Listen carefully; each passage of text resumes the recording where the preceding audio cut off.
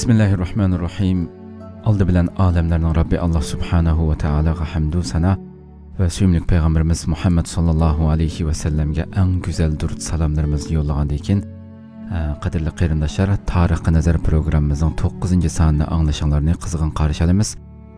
Biz bu programımızda Şarkı Türkistan'ın milli azatlık rehberlerinden merhum Muhammed Emin Buğra'nın Şarkı Türkistan Tarihi namlı kitabını diqqatinglarga sunuvatimiz. Biz o'tgan qatimqi sanımızda kep to'xtagan yerimiz Asur rivayetleri degan ya kelgandik. Albatta bu Sharq Turkiston tarixini biraz 8. sanımızda coğrafiyalik o'rnini tilga olib bo'lgandan keyin Sharq Turkistondagi mayli havo klimati bo'lsin, hunar san'atlar, tijoratlar bilan tilga olib bo'lgandan keyin Sharq Turkistonning tarixiy davrlarini biraz bahs qilib rivoyatlarda yoki adabiy asarlarga ko'ra Sharq Turkistonning qadimgi tarixini tilga olib, Asur rivoyatlarida Sharq Turkiston qanday tilga ilingan degan yakab to'xtagandik. Inshaalloh shu yerdan boshlab davom qilamiz. Mikrofon oldida qayrindishinglar Abdullah Yalqun.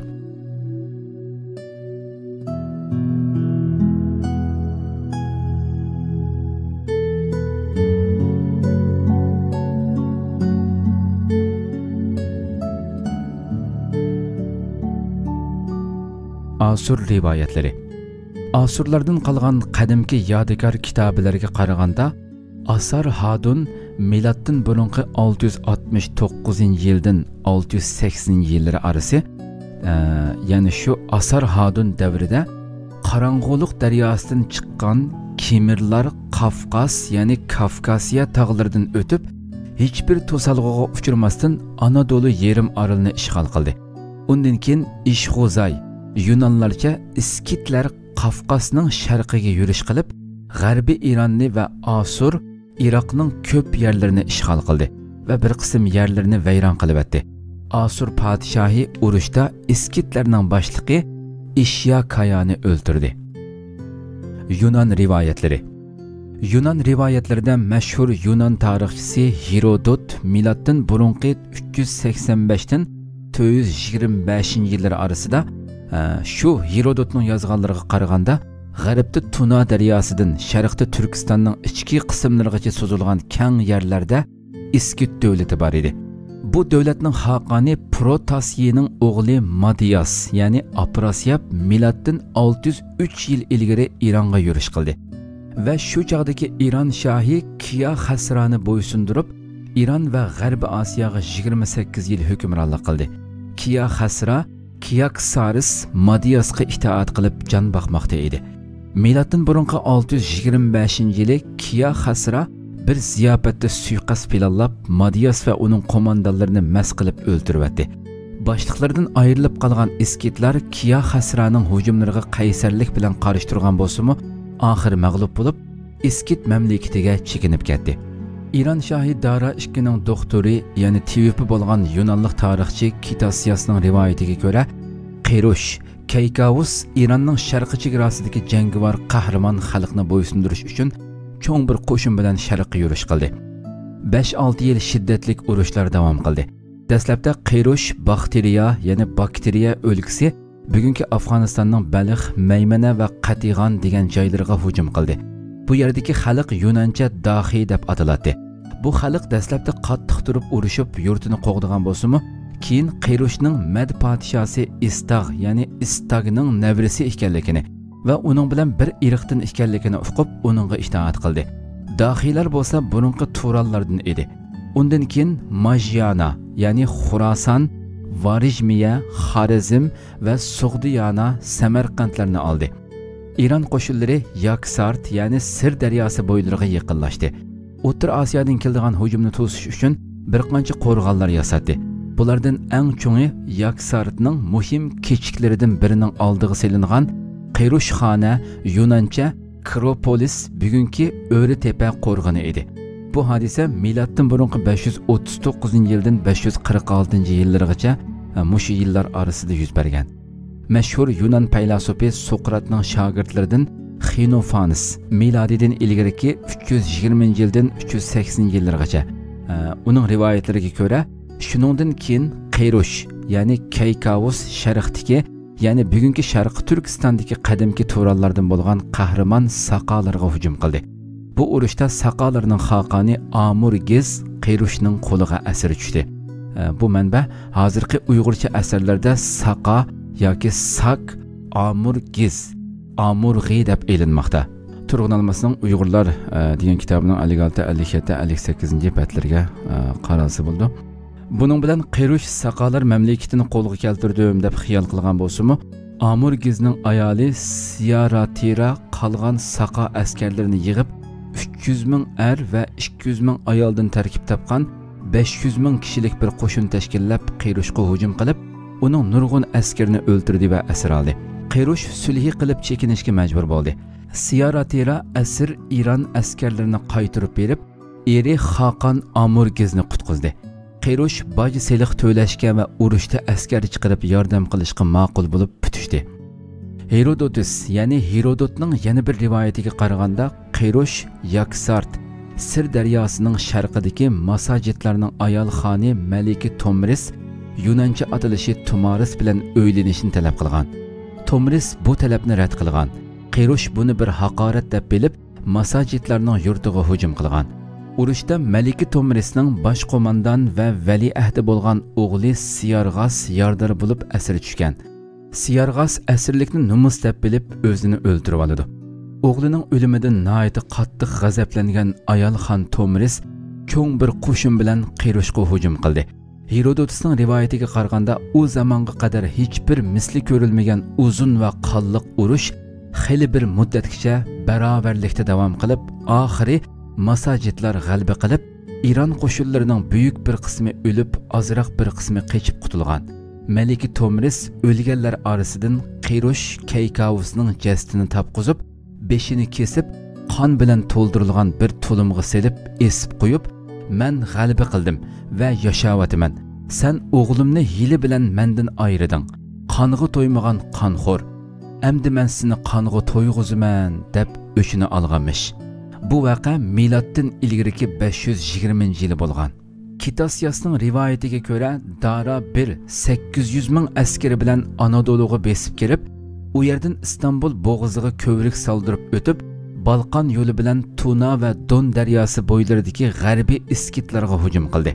Lekin iskitlar butun terilg'ularini, yayloqlarini va mol-mulklarini ko'ydirib, hatto quduqlarini mo tindirib etib, poyonsiz yurtlarini bir cho'lga aylantirib qo'yib, o'zlari yiroqlarga chekinib ketgan. Shuning bilan Daraning askarlari ochliq, suvsizlik va yuqumliq kasalliklar dastidan nurg'unlari o'lib ketgan. Dara bu urushda ig'ir mag'lubiyatga uchrab qaytib ketgan. Lekin Daraning qabri beshiga qo'yilgan Niston, Histion yozma yodikorliklarda bu urushdan so'z ochmasdan Turkistonda saqalarga qarshi elib borgan urushda ularni bo'ysundirganligiga yozilgan. Herodotning yana bir rivoyatida İran imperatorligining eng kuchlangan davri bo'lgan Dara 1-ning shohlik zamonasida miloddan ilgiriki 485-yildan 521-yillargacha G'arbda Misr, Yunan, Suriya va Anadolu qatorliq joylar İran imperatorligining tavasida bo'lib, sharqda Yaksartqa Sir daryo chegirdash ekanligi yozilgan. Buningga qaraganda İranliklar va Yunanliklar Saqa deb atagan Turkiston xalqlarining yurtining g'arbiy qismi İran changaliga tushib qolgan bo'lsa-mu, sharqiy qismi mustaqil edi. Xinofas bir rivoyatida İran shohi Ardeshir o'lgandan keyin Paris imperatorligining Iskandar tarafidan munqariz qilinishiga qadar miloddan ilgiriki 330-yildan 359-yillargacha Saqalar İran imperatorligining tavalligida bo'lmagan mustaqil va do'st bir xalq edi. Milodiy 1-asrda yashagan Yunan tarixchisi Diodorning rivoyatiga qaraganda, Dara 3 taxtga chiqqanda İranning sharqiy chegarasi Aksus, Amu daryosi edi. Ya'ni bu Saqalar mustaqil edi deganlik bo'ladi. Makedoniyalik buyuk Jahongir Iskandar İranni olgandan keyin Saqa mamlakati Turkistonga yurish qilgan bo'lsa-mu, Saqalar o'z yurtini nihoyat qahramonlik bilan qo'g'didi. Natijada Saqalarni zo'rlik bilan bo'ysundirishdan, ularni do'st va yordamchi holga keltirishning texmi foydali ekanligini sezgan Iskandar, Sug'diyona, Buxoro va Samarqand xaqoni Oqsiyarning qizi mashhur Roksana Roshnik bilan uylandi. Shuning bilan Iskandar Sir daryosi bo'ylariga qadar ilgirlab, Akropolis O'ra tepani oxirgi istehkom qilib yasab qaytdi. Qaytishda qahramon va usti o'qchi saqolardan bir otliq qo'shin tashkillab, o'zining askariy qismiga qo'shdi. Xenofosning bu rivoyatida Iskandarning Sirdaryo bo'yidan qaytishdagi sabablardan so'z ochmagan. Divoni lug'ati turkda Iskandarning qaytish sababi tafsiliy bayon qilingan. Bularni yeri kelganda bayon qilamiz. Hindiston rivoyatlari. Hindlarning muqaddas diniy kitoblarida Sakadupa, Iskit mamlakatida Turushka ismli xalqlar yashaydi deb yozilgan. Hindistonning milatdan burungi zamoniga oid tazkiralarda Turushkalarning Turan xaqoni Feridunning avlodi va ularning xaqoni bo'lgan Aprasyabning Hindistonga hukmron bo'lib, keyincha Samarqandda vafot qilganligi qatorliqlar yozilgan. Hindistonning Udaipur rojolarining oila tarixnomalarida ularning eng qadimgi ajdodi Turushkadan bo'lgan Bapa ismli bir qahramon ekanligi yozilgan.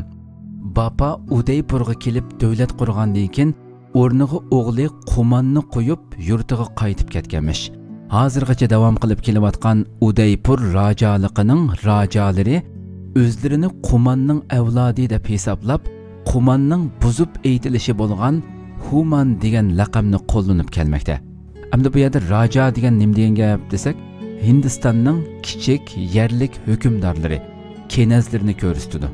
Avrilish tayin nashr qilgan Raya Naringan degan Kashmirning qadimki tarixnomasida Hindistonda o'tgan podsholardan Kushka, Hushka va Kanishkalarning Turushkalardan ekanligi ochiq ko'rsatildi. Turushkani Chin tarixchilari Yochi, Hindiston tarixchilari bo'lsa Saqa deb ataydi ve miladi 1-asrda davlat qurganliklarini yozadi. 10-asrda o'tgan eng ulug' tarix, jo'g'rofiya va fizik olimi Abu Rayhan Biruni mashhur Kanishka ustida to'xtalganda uning ismini Qaniq deb oladi. Demak, bu hukmdorning asli ismi turklarda qadimdan tortib maxsus ism va yoki bir oymoq ismi sifatida qo'llanib kelgan Qaniq degan atalg'uning dal o'zi ekanligi aniq.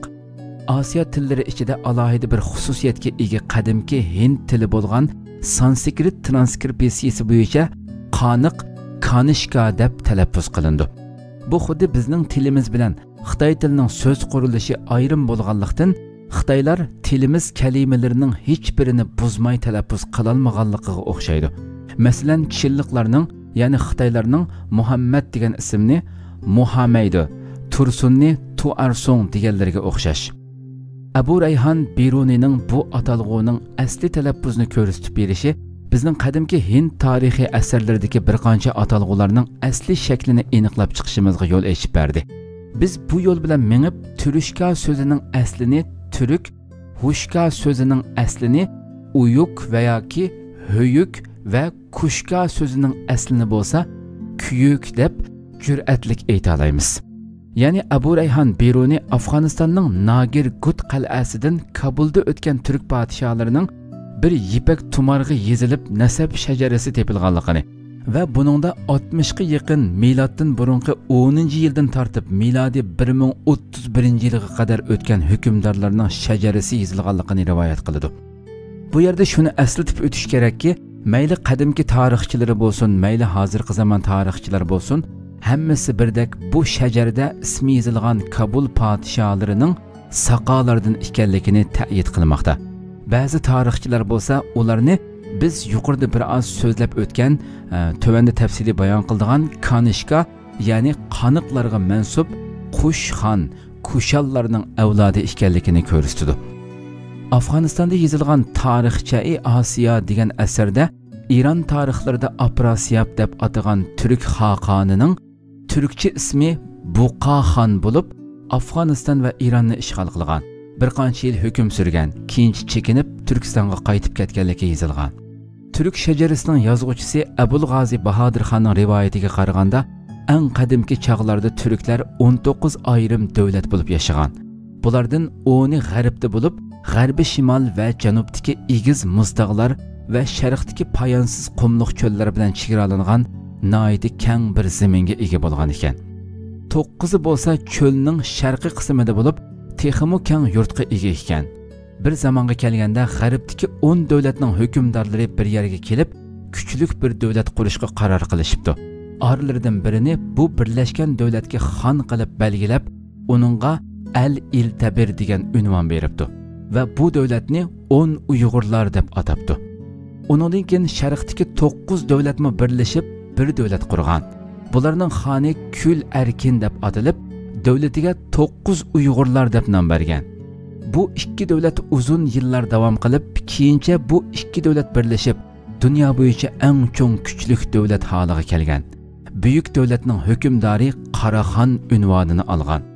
Mashhur Afrasiyab bu Qaraxonlardan biri edi. Bu davlatning qachon yiqilganligi haqida ma'lumotimiz yo'q.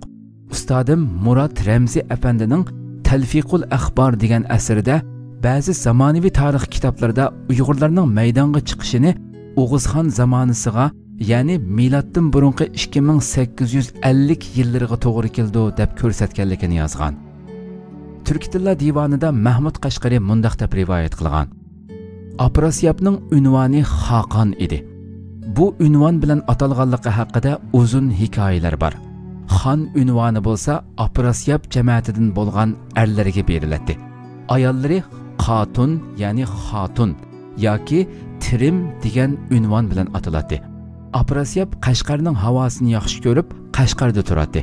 Shuning uchun Qashqar O'rdi kanit, poytaxt deb atalgan. Barchuq Afrasiyab zamonasidagi bir shaharning ismi bo'lib, Baxti Nasr, Nabuqun Asur 7-asrda o'tgan Asur podshosining o'g'li Betizinni bu shaharda qamoqqa olgan. Irondagi Qazvin shaharini Afrasiyabning qizi Qaz Qatun bino qilganmish. Ba'zilar Irondagi Qazvin va Qum shaharlarini shu chog'dagi turk yurtlari chegarasi ichida edi deb qaraydi. Qum degan turkcha so'z. Qaz Qatun Qum shaharini yaxshi ko'rganlikdan davomli bu shaharda turadi va ovga chiqadi. Olib Ertunga Afrasiyab Marv shaharini bino qilgan. Buxoroning Yenda Yangi kent, Yangi kanit degan bir shahar bor edi. İranlıqlar bu shaharni Robin Doj, ya'ni tuchdan yasalgan qo'rg'on deb ataydi. Chunki bak mustahkam bir qo'rg'on edi. Afrasiyab qizi Qaz Qatunning eri Siyavushni İran shahzodasi bu shaharda o'ldirgan.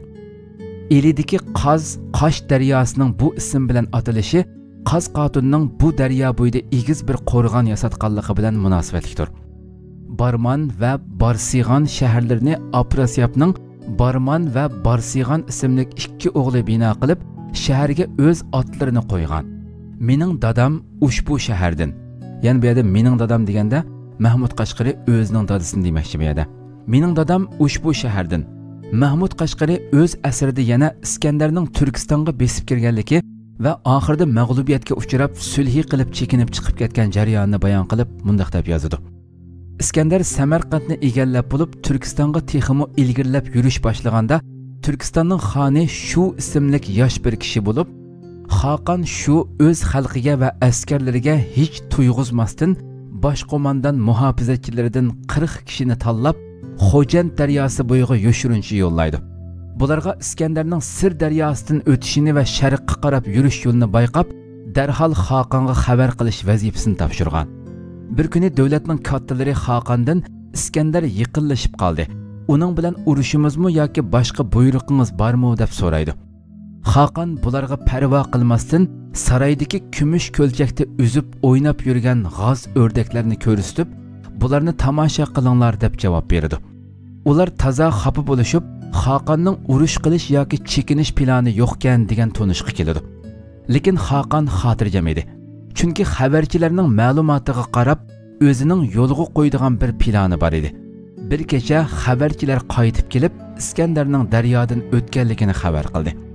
Xaqon darhol yurish dumbiqini chaldirib, kechilab askarlarni elib sharqqa qarab menib ketdi.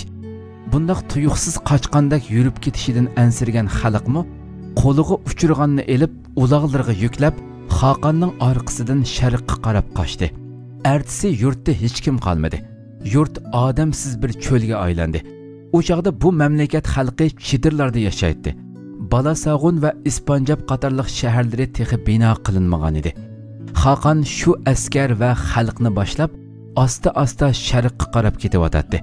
Iskandar Xaqonni qochdi deb bilib, orqasidan qo'g'lab shu mang'inicha butun Chinni olaman deb xiyol qilgan edi. Xoqon uzun yo'l mengib Uyg'urlar yurtiga yaqinlashganda tuyuqsiz orqasiga qaytdi.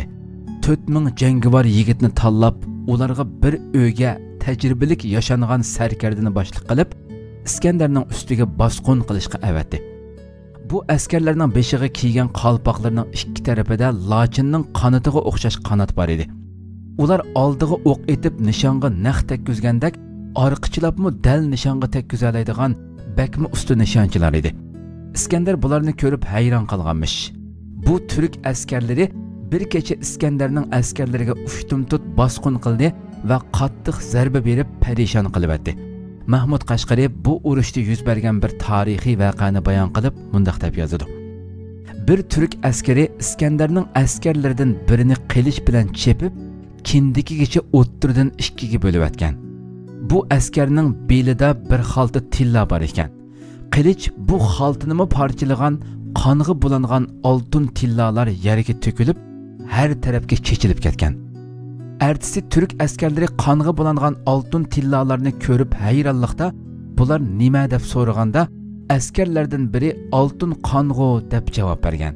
Shuning bilan yerdagi kichik bir tog'ning ismi Oltin tog' bo'lib qolgan. Bugunmi Uyg'ur yurtiga yaqin joydagi bir tog' to'pisi Oltin qon deb ataladi. Atrofdagi chorvachilar bu yerga kelib mollarini o'tlatadi. Bu urushda İskender yengilib, Xoqon shu bilan sulh tuzib qaytib ketgan. Xoqon shu İskenderning orqasidan kelib, Balasag'onga yaqin joyda bir shahar bino qilib, bu shaharga Shu deb nom bergan. Shu qadimki Chu bo'lsa kerak. Bu shahardan hech asar yo'q, ammo yaqindagi bir daryo Chu daryosi deb ataladi. Xoqon Shuning bu harakati qichish bo'lmasdan bakmi ustluq bilan elib berilgan bir urush taktikasi edi. Chunki butun dunyo davlatlarini yengib, Yunondan O'rta Osiyogacha besib kelgan buyuk Jahongir İskenderni Sir daryo bo'yida to'sab urushish Xoqonga mag'lubiyatdan boshqa natija bermaydi. İskenderni Sir daryo bo'yidan tortib, Urumchining yaqinlariga qadar minglarcha kilometr insonsiz va suvsiz ko'llarda so'rab yurib, toza harg'ozib, kuchini ojizlashtirgandan keyin qistab uni hozirliksiz bir paytda urushga majbur qilish Büyük İskenderni yengishning eng yaxshi chorasi edi. Bu muallifning izohati. Xoqon Shuning harakatiga bergan izohati.